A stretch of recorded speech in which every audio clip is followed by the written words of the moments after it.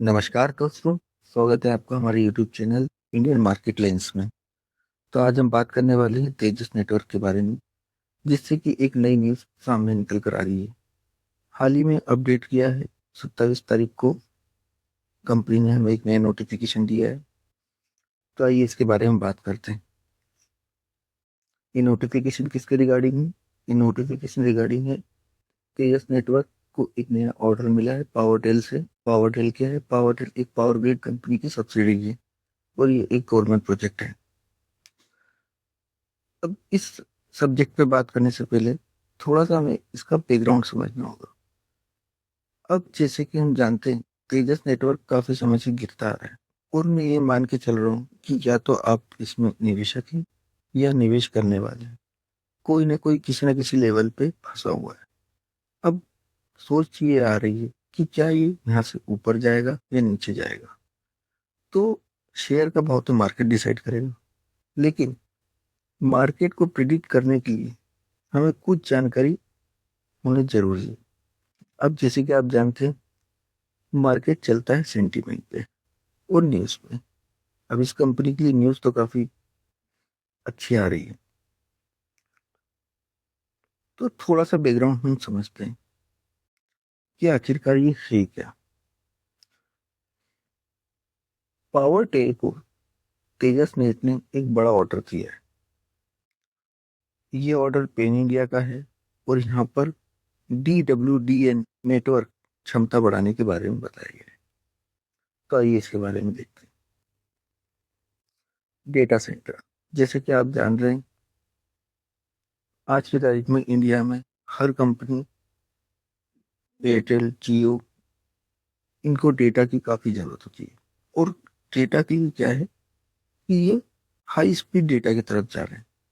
High speed data की connectivity हम fibre optic से सही कर सकते हैं। और फाइबर ऑप्टिक ऐसा नहीं कि केबल बिछी नहीं, केबल तो बिछी है, लेकिन उसकी जो क्षमता है उसको बढ़ाना बहुत जरूरी है, क्योंकि डेटा कंजप्शन तो इंडिया में बढ़ते ही जा रहा है। तो आप ये समझिए कि जैसे जैसे पब्लिक डेटा को यूज करती जा रही है और ये नंबर इंक्रीज हो रहे हैं और आने वाले समय में भी होंगे ही होंगे। तो अब हाई स्पीड इंटरनेट को ट्रांसफर करने के लिए फाइबर ऑप्टिक की मदद से कैसे तेजस नेट इस मिशन को पूरा करेगा, ये हम देखते हैं। तो थोड़ा सा समझिए कि DWDN नेटवर्किंग आखिर होती क्या है। ये बेसिकली समझिए कि एक फाइबर केबल है। उस केबल के अंदर से हमें काफी सारी लाइट के थ्रू ट्रांसफर करना है डाटा को। तो ये क्या करेगी कि एक बड़ी केबल्स के अंदर ही नए और अपने डाटा ट्रांसफर की लाइन को और डालने का एक टेक्नोलॉजी होती है। और इस टेक्नोलॉजी बेस पर तेजस नेट अपने इक्विपमेंट बनाता है और सप्लाई करता है। और इसके सप्लायर कौन हैं? जियो, एयरटेल, BSNL। और जैसे जैसे गवर्नमेंट की नई नई स्कीम्स आती है डेटा टेक्नोलॉजी को लेकर, तो वो इक्विपमेंट वहां पर यूज होते हैं और ये गवर्नमेंट कंपनियां भी यूज करती है। अब ये इक्विपमेंट क्या है जिसका ऑर्डर मिला है? ये ऑर्डर है TJ1600 का, जो तेजस नेट के द्वारा डिजाइन करा हुआ है। अब देखिए तेजस नेट में क्या है, तेजस नेट अपने आप में एक R&D कंपनी है। और अदर कंपनियां क्या होती है कि कुछ उन्होंने को मिला, बस उधर से उठाया और इधर बना दिया। पर तेजस नेट के साथ एक प्रॉफिट ये है कि R&D, और यही R&D के चक्कर में तेजस नेट का नेट प्रॉफिट हमेशा इतना ग्रोथ नहीं दिखा पा रहा है। अभी हम उसके प्रॉफिट और उस पर भी आएंगे। पर आप ये पिक्चर को समझिए कि इसके अंदर जो इक्विपमेंट है यहाँ से ये कैसे काम करेगा।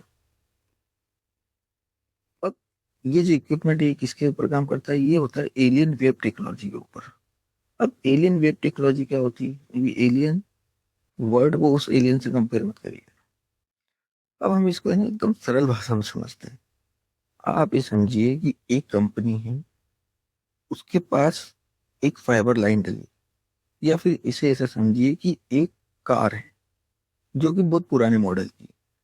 अब हमें इसे तेज रफ्तार में चलाना है, पर वो जो इंजन है वो तो तेज रफ्तार के लिए डिजाइन ही नहीं करा गया।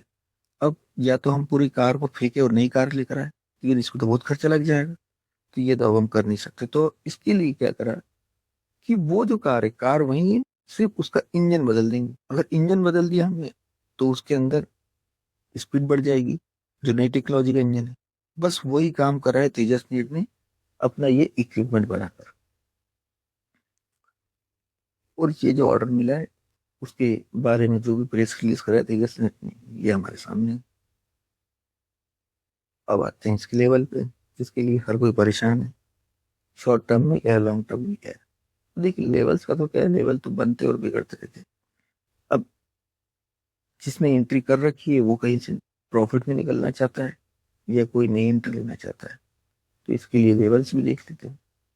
तो देखिए शॉर्ट टर्म में अगर देखा जाए तो 549 यानी 550 के आसपास तो ये हमें नीचे ही दिखाई दे रहा है। अगर नई एंट्री बनाना है तो देखिए या तो 550 के ऊपर बनाए, या फिर इसका वेट करें कि और कितना नीचे जाता है, फिर जब नीचे से ऊपर आएगा तब हम इसे देखेंगे। लेकिन अगर आप ऑलरेडी इन्वेस्टेड हैं तो मुझे लगता है कि कहीं ना कहीं आपको 587 या 560 तक, 587 या 590 तक वेट जरूर करना चाहिए।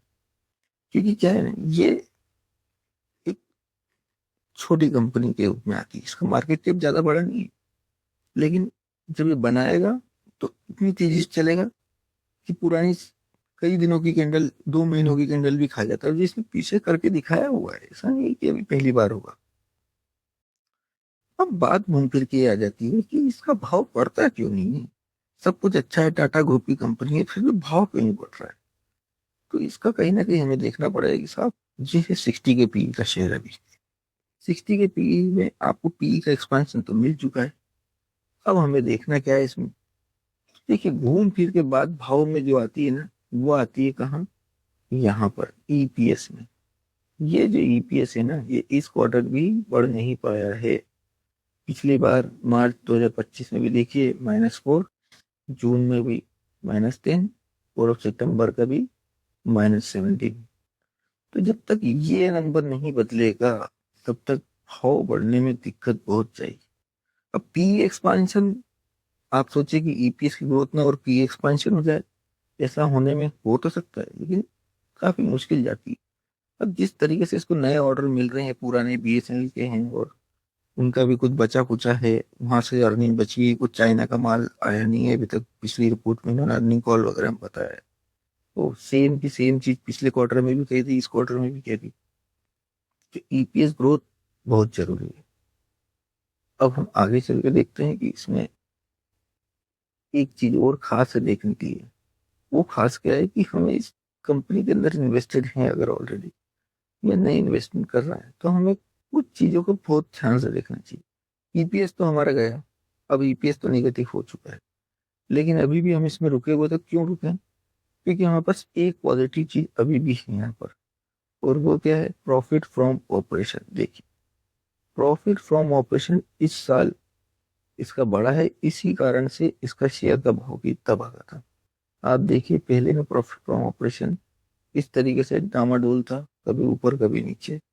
2020 के बाद तो धीरे धीरे वहीं रुक ही गया था, और फिर एकदम से 24 के अंदर, और फिर मार्च 2025 अगर ये कंटिन्यू कर पाया मार्च 2026 तक, तो डेफिनेटली इस शेयर का भाव ऊपर जाने के काफी हाई चांसेस बढ़ जाते हैं। क्योंकि कैश फ्लो तो आ रहा है हमारे पास, कैश फ्लो नेगेटिव अभी तो नहीं है। Thank you for watching this video.